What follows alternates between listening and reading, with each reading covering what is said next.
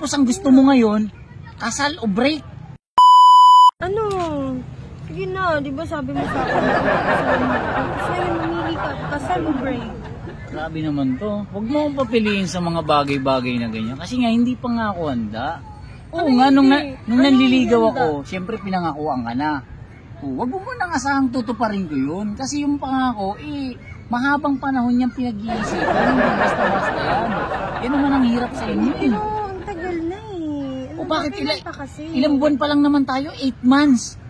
Di ba? Matagal na din yun. Tapos ang gusto mo ngayon, kasal o break? Oo, mamili ka sa dalawa para malaman ko din. O sige, break na lang. Ano? Break na lang.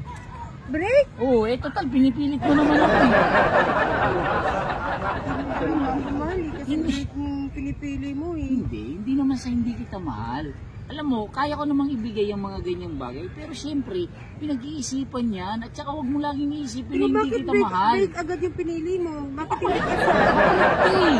Gusto ko na kasi kasal. Oo nga, darating tayo dun sa puntong ikakasal nga tayo. Kaso nga lang, sa ngayon, hindi pa pwede. Kasi nga nagtatrabaho pa ako.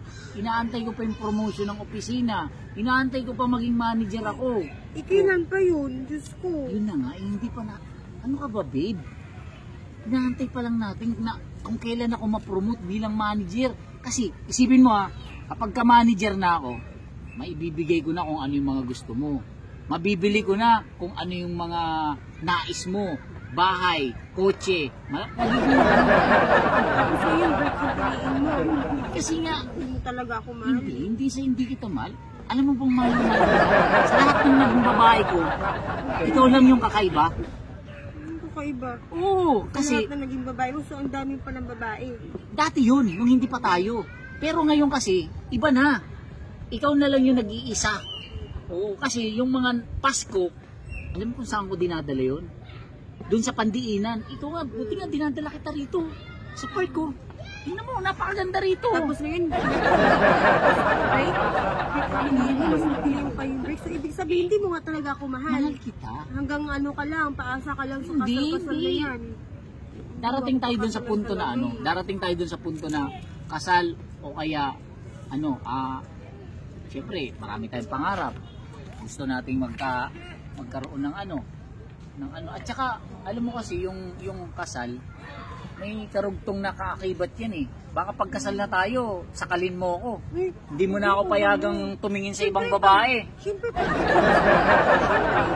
na ako, siyempre, pinagsasabi na ako eh. Hindi, mangako ka muna. Mangako ka muna na kapag tumingin ako sa ibang babae, papayagan mo ko.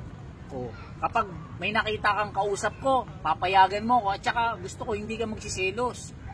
Eh bakit? Kausapin mo talaga yung mga babae? Hindi ka kinakausap? Ikaw talaga ang nalapit?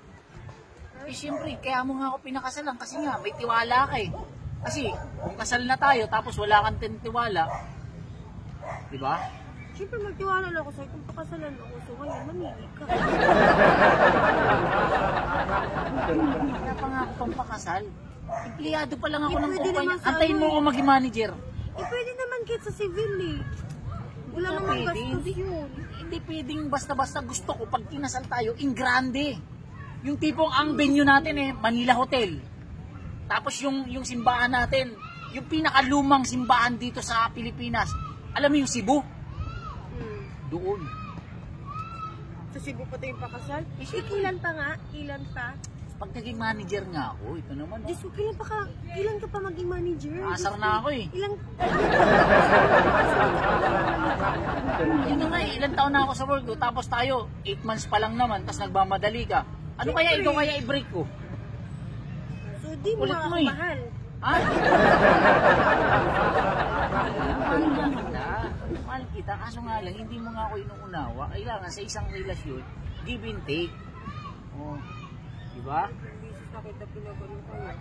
Kung gusto mo. Gusto pinapapili lang kita, tapos break yung pipiliin mo. Hindi nga, mahal naman kita eh. Gusto mo patunayan ko? Hindi. Sugo muna bago kasal. Gusto ko yung kasal. Lagi naman tayo sa sugo eh. Ganun talaga. Kaya ako nga laging pinupunta ka doon kasi nga gusto ko lagi patunayan na mahal kita. Kaya gusto ko din patunayan mo. Mahal mo ako. At saka kasal tayo. Kaya nga pag naging manager na ako. Pero pag pinapangako ko sa'yo, mahal na mahal kita. Hindi ka na, sogo na tayo. Hindi ka na, nasa mo.